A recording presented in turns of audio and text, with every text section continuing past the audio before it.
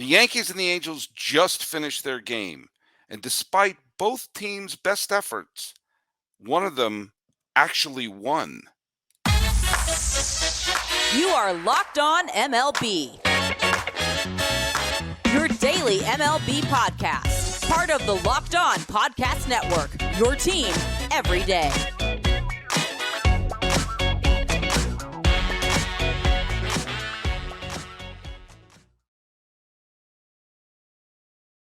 Hello, baseball fans, and welcome to Locked On MLB, part of the Locked On Podcast Network, where it's your team every day. This is the daily podcast. We talk about all of Major League Baseball. I am your host, Paul Francis Sullivan. Please call me Sully. Where's my lower third? What happened to my lower third? I had a lower third. I looked for my lower third. I'll tell you that I am an Emmy-nominated television producer. There it is, who has been a baseball podcaster for well over a decade now. It's my fifth full season here at the Locked On Podcast Network. You can follow us at Locked On MLB Pods on Twitter and Instagram. I am your pal Sully. I'm at Sully Baseball on Twitter, Sully Baseball Podcast on Instagram. Today, we're going to be talking about the two most dysfunctional teams in baseball locking antlers in a game where one of them was bound to lose. I don't think any one of the teams won, but one of them certainly lost.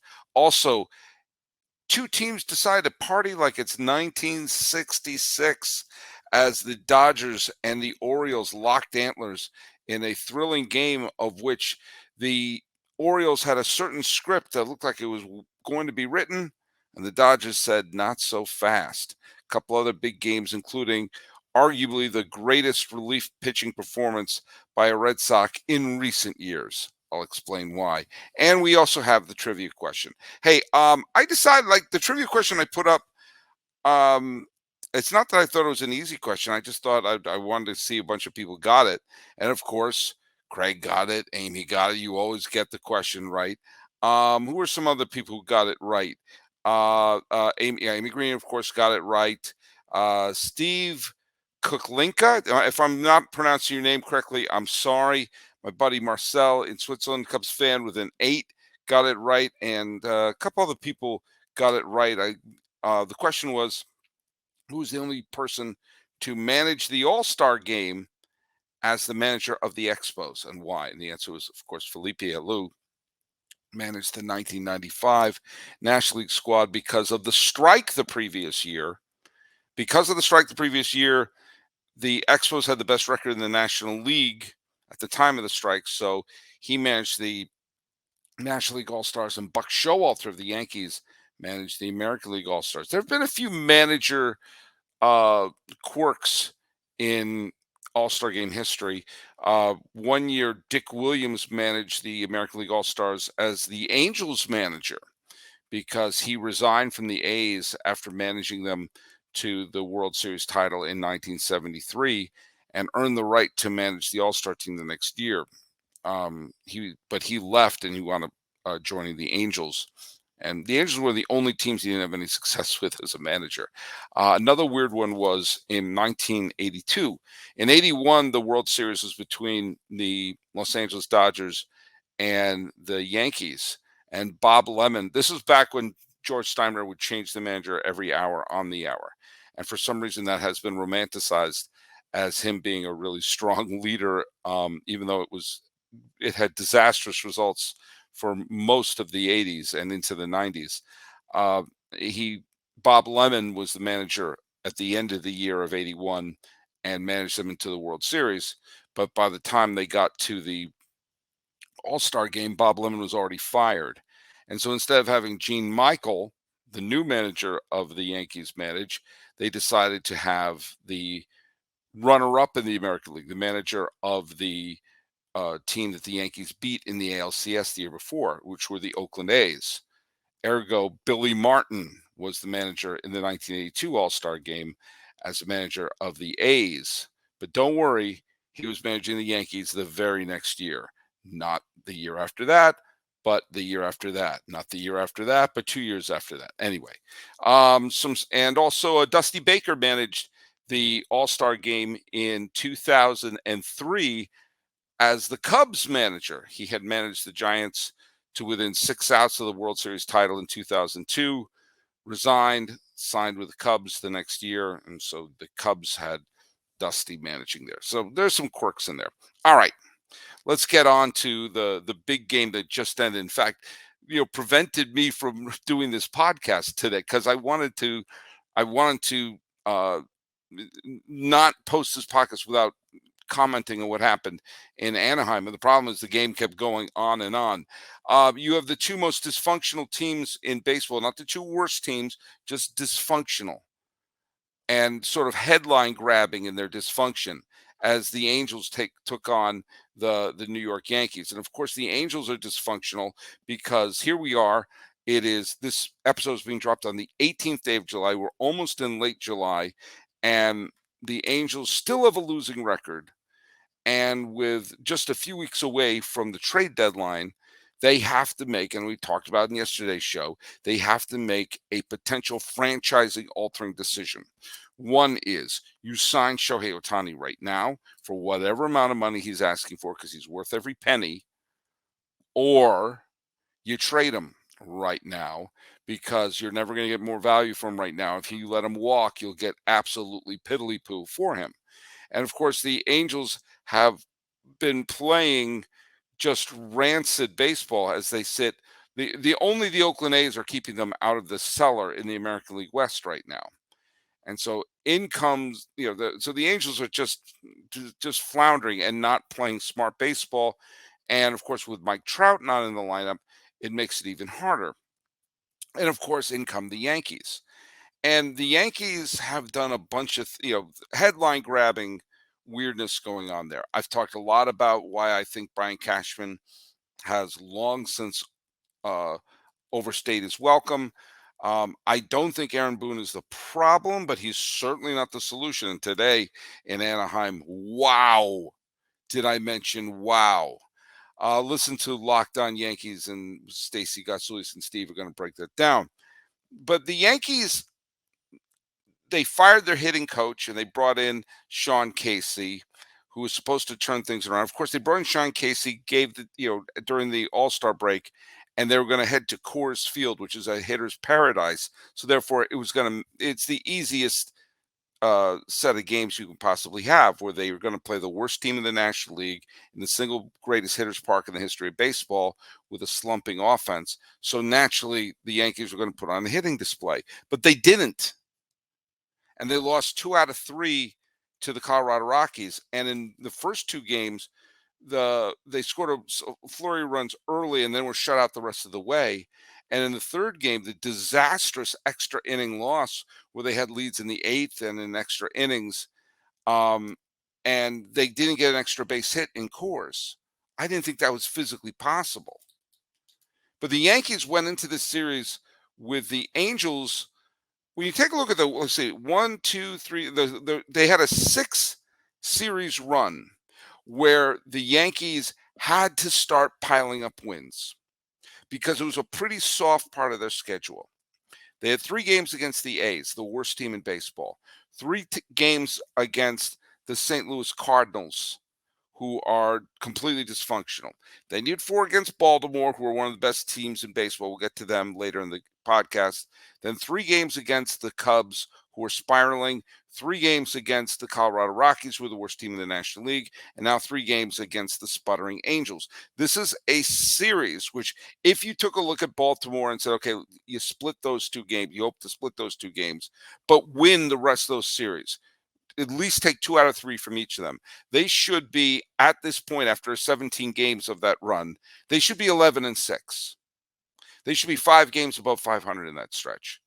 In that stretch, they're 7-10. They have a losing record. And oddly, the one thing they did right was splitting 2 with Baltimore.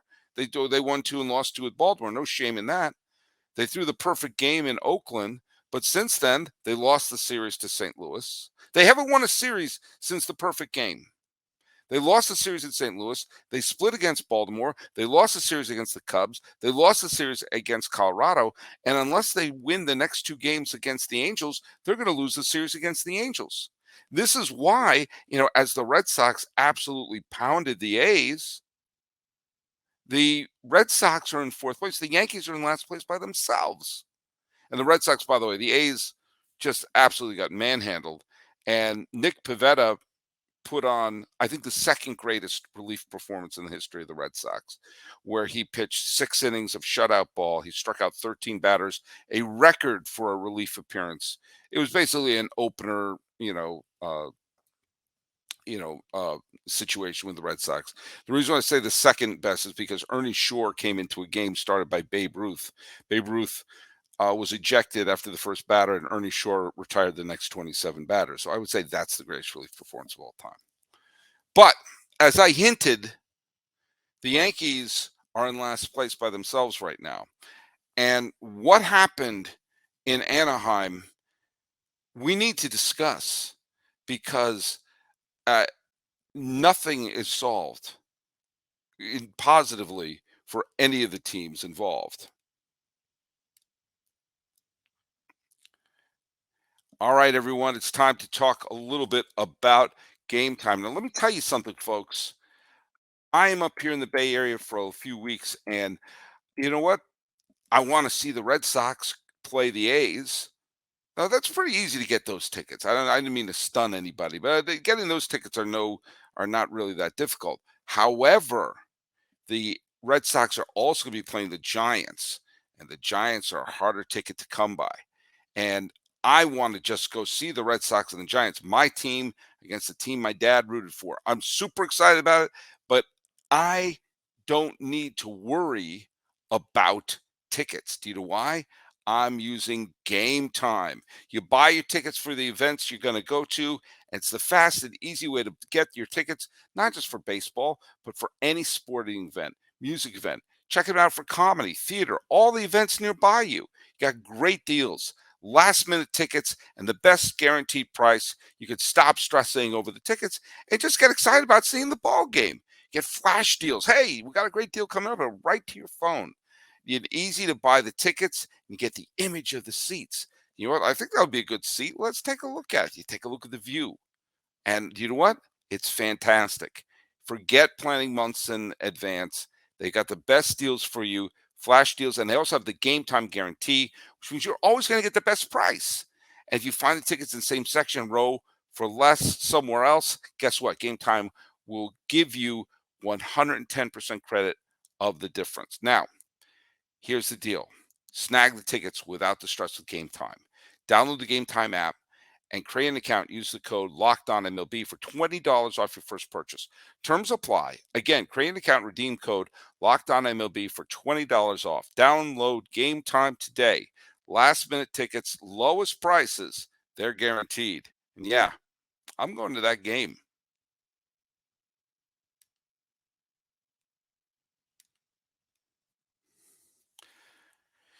I don't know if this was a great game or not that happened in Anaheim while many of you were asleep, but it certainly was entertaining. And this is coming right off the heels for Yankee fans with that extra inning debacle against the Colorado Rockies.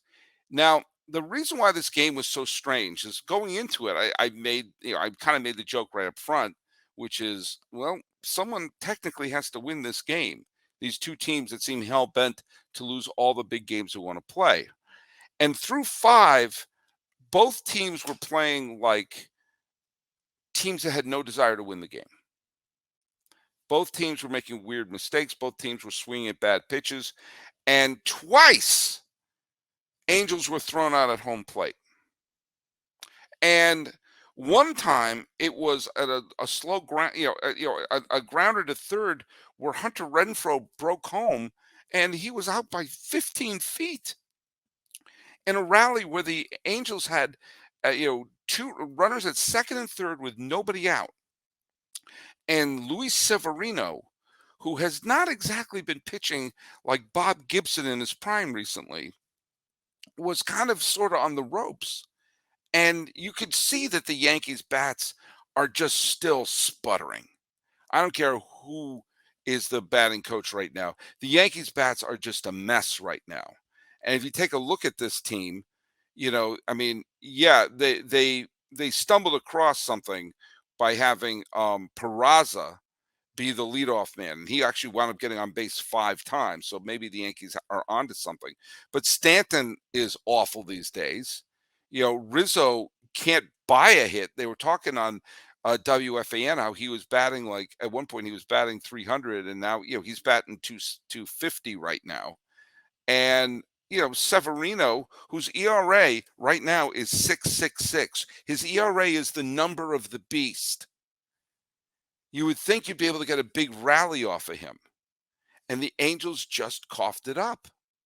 Meanwhile, the the Angels lineup doesn't have Mike Trout in it, has Shohei Ohtani, and somebody explain this to me. In a lineup filled with, I had to check if I was in the lineup. All right, a lineup filled with a lot of people where you either are saying they're still cashing a check or who the hell is that? They had their shortstop, uh, Nato. Is that how you pronounce his name? Zach Nato batting leadoff, with Shohei Ohtani batting second. Somebody sit down and explain that to me. Why you have the greatest player on the planet right now and you have someone else getting more plate appearances than him. Somebody sit down and use little words to explain that to me. Now, meanwhile, Ohtani was looking around going like, I can't believe I'm playing with these schmucks. So I have to do everything myself. And so he wound up getting a hit here. Then he wound up getting a double off of Severino. And then came the moment. The Yankees had taken a 3-1 lead.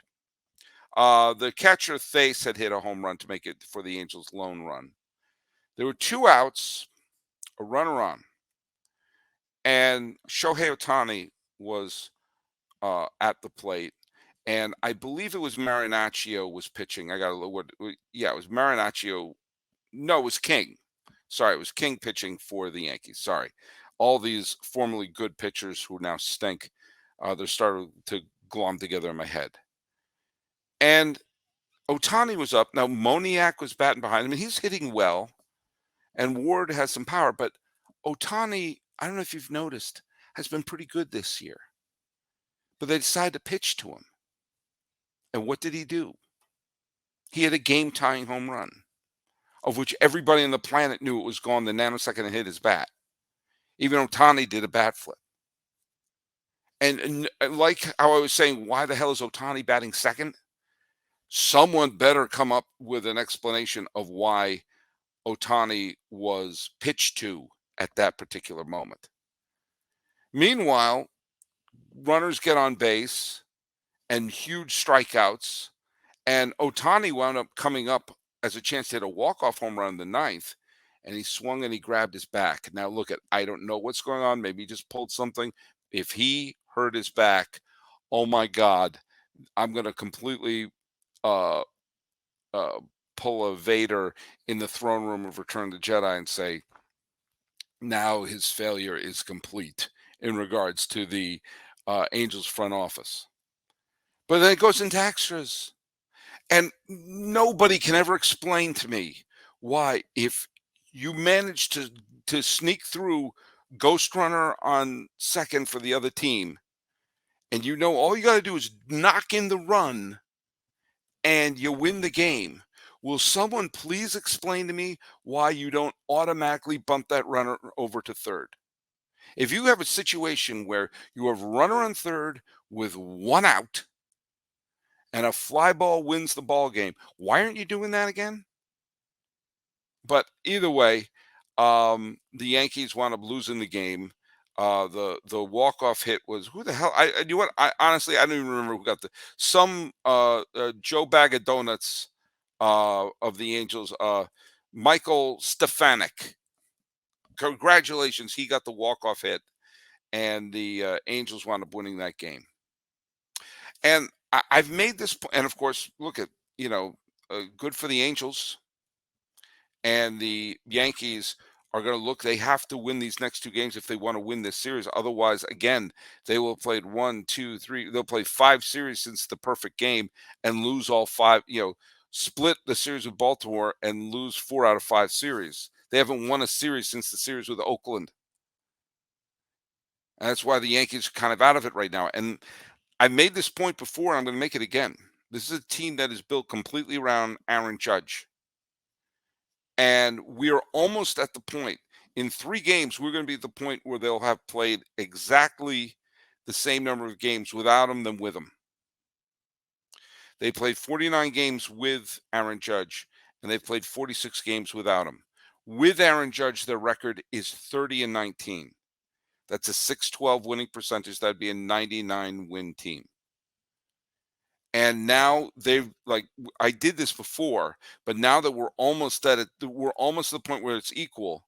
There is no way they can be above 500 without Judge because they play 46 without him and they're 20-26.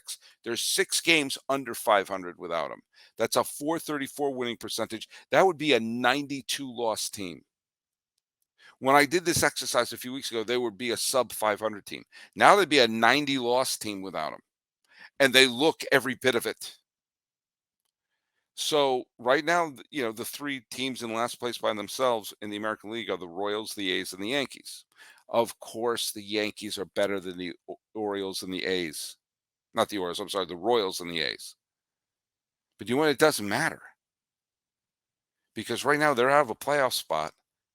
And another team is, the Red Sox have leapfrogged them, and another team's gaining on them really, really fast. When we get back from this break, we're going to talk a little bit about a couple of the other games that went on, including a potential World Series preview, which, if this is a World Series preview, yes, please.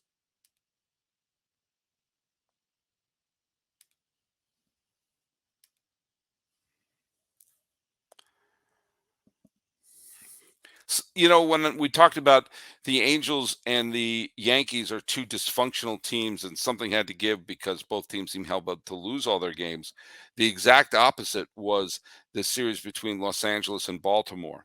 I said they're partying like it's 1966 because the 1966 World Series was between Baltimore and LA and filled with Hall of Famers. Frank Robinson, Brooks Robinson, Jim Palmer, Luis Aparicio on the Orioles side, and of course, Koufax and Drysdale and all of them on the Dodgers side. The Orioles stunned the Dodgers. The Dodgers were heavily favored, defending World Series champions, and the Orioles stunned them with a 4-game sweep. Well, the Orioles have been on an absolute rampage to the point where they are breathing down the neck of Tampa Bay. Remember when Tampa Bay looked like they're going to win 120 games, like they're going to run away with the division? Tampa Bay lost tonight to Texas. They lost on a wild pitch of all things, which means that the Rays have fallen behind the Orioles in the loss column, the all-important loss column.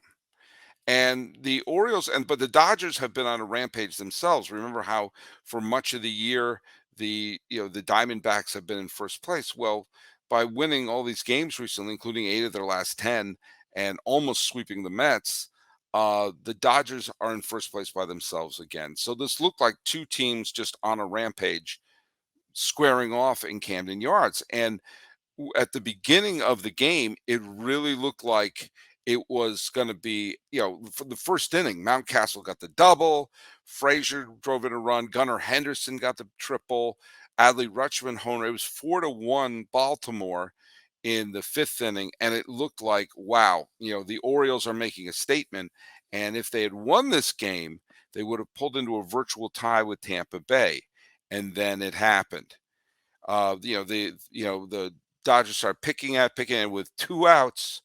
Chris Taylor, the Dodgers have been having a lot of trouble with their right-handed bats, but Chris Taylor came up and smashed a grand slam, which essentially ended the scoring for the day, but capped off a 5-run rally. And with that,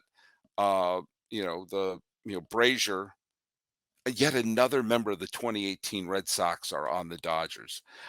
Brazier got the save, and the Dodgers wound up winning that game 6-4 against Baltimore. That was it was an absolute thriller, I think. And if that's going to be if that's a potential matchup for the World Series, that's going to be pretty cool. Wells is going this afternoon and against Grove, who I'm not familiar with, young pitcher coming up there. So we're going to see a big matchup for that. By the way, another team that don't sleep on them right now. Granted, they're a team that has a losing record in approaching mid, as we're in mid-July, almost in late July, But the Minnesota Twins lost to the Seattle Mariners, who are who are now above 500, and it was a close game. The Mariners had a big rally, but Max Kepler hit a big home run. They scored three in the ninth, but it was just short, and the Mariners finally got above 500. The Twins are barely above, one game above 500, but alas, the Guardians played the Pirates. Remember, the Pirates were good. They were fun for a little bit. Today, they didn't show up. Naylor got a big home run. Kelly pitched well. And the Guardians blew the doors off the dump in PNC with a final score 11-0. And with that, again, it's the AL Central. You can have a losing record and be still in it, but Cleveland's only a game and a half out of first place. And granted, the Pirates have been playing horribly recently, but anytime you have an 11-run outburst for a team that everyone has been saying, they can't score, they can't score, they can't score, I don't know. It's got to be a little encouraging that they scored quite like that. So, you take a look at some of the races right now. We're now at that point, especially with the trade deadline looming. You got to say, what triggers can you pull right now? If you're the Red Sox, I maintain you don't make a gigantic trade. You hope you can get Sale back. You hope you can get Story back. You try to pick up players who other teams are just trying to discard to sort of patch in some holes. Because right now, if the Red Sox wind up being the third wild card team, that's huge for the squad. Of course, the Yankees, what are you going to do? I mean, right now they need another bat. More than anything, they need another bat, but they'll probably need another arm at one point too. I don't know. They're absolutely floundering right now. And I would say Cleveland also needs just a bat to pick up this momentum. And Seattle, mind you, right now, the Seattle Mariners are only one game back in the loss column of the Yankees. They're creeping up. They're creeping up right now. They're a disappointing team, a team that had a very good 2021, narrowly missed the playoffs, made the playoffs last year, got to the division series. We're supposed to be a very good team and have been not playing well this year, but they're starting to win. They've won their last couple of games. They've won 6 of their last 10, are creeping up. You can't sleep on some of these teams. So we'll see what happens. And we'll also see what happens with the Dodgers. The Giants had a game which was tied, which is suspended at 2-2 against Cincinnati. I think friend of the podcast, Jeff Carr, may have been at that game. But the suspended game is going to be played tomorrow. So there's a possibility that the Giants could pick up 2 games tomorrow if they can beat the Reds twice. And then you have Baltimore, LA. The Giants right now are sitting just 2 games out of first place. So a lot of interesting stuff has happened. But, again, if you want to see dysfunction, watch the Angels and the Dodgers. If you want to watch a potential fun World Series matchup, that one you watch between LA and the Baltimore Orioles. Hey, time for a new trivia question here. And it has to do with pitchers who have won the Cy Young Award and the World Series MVP in the same year. It's happened a few times. In fact, one person did it twice, but only once did the player who won the Cy Young Award and the World Series MVP in the same season, only one is not in the Hall of Fame. This is kind of like the Hideo Nomo no-hitter. He was the only person to throw a no-hitter in the American League and the National League to not be in the Hall of Fame. And I have to be clear, by that I mean the Major League Baseball Hall of Fame in Cooperstown, because Hideo Nomo is in the Japan Baseball Hall of Fame. This player, who was the World Series MVP and the Cy Young Award winner in the same year, is not in the Hall of Fame. And I don't know for sure if he's in any Hall of Fame. He may be in his high school's Hall of Fame. I don't know. Neither do you. But that is our trivia question. Send it to the comments at Locked On MLB. You can send them off to the Locked Up MLB Pods on Twitter and Instagram, and Sully Baseball on Twitter, Sully Baseball Podcast on Instagram. Taking a look at Dysfunction, great series, and what's already shaping up to be a wonderful buildup to the trade deadline. This is Locked On MLB for the 18th day of July, 2023. I'm your host, Paul Francis Sullivan. Please call me Sully.